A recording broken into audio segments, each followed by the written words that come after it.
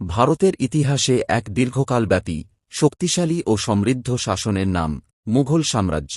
কিন্তু এই সাম্রাজ্যের সূচনা কিভাবে, কে আনলেন মুঘলদের ভারতবর্ষে? চলুন জেনে নিই মুঘল সাম্রাজ্যের উত্থান ও বিকাশের কাহিনী। ১৫২৬ সাল বাবর, মধ্য এশিয়ার তিমুর বংশধর, মাত্র ১২,০০০ সৈন্য নিয়ে ভারতে আক্রমণ করেন। তিনি দিল্লির সুলতান ইব্রাহিম লোদিকে প্রথম পানিপথের যুদ্ধে পরাজিত করে প্রতিষ্ঠা করেন মুঘল সাম্রাজ্যের ভিত্তি।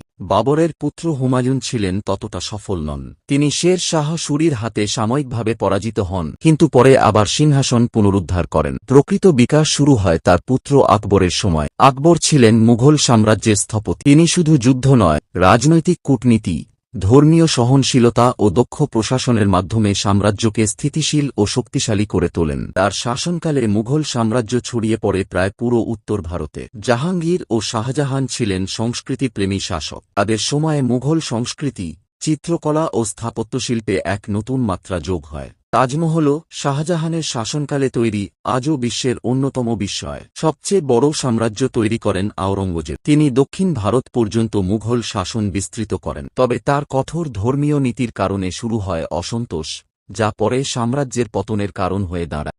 প্রায় ৩০০ বছরের শাসনে মুঘলরা শুধু যুদ্ধ করেই নয়, শিল্প, সংস্কৃতি, প্রশাসন ও স্থাপত্যের মাধ্যমে ভারতবর্ষে অমর ছাপ রেখে গেছে। তাদের উত্থানের কাহিনী আমাদের শেখায়, সাহস, বুদ্ধিমত্তা ও সহনশীলতা মিলেই গড়ে উঠে এক প্রকৃত সাম্রাজ্য। ভিডিওটি ভালো লাগলে লাইক, শেয়ার ও সাবস্ক্রাইব করতে ভুলবেন না।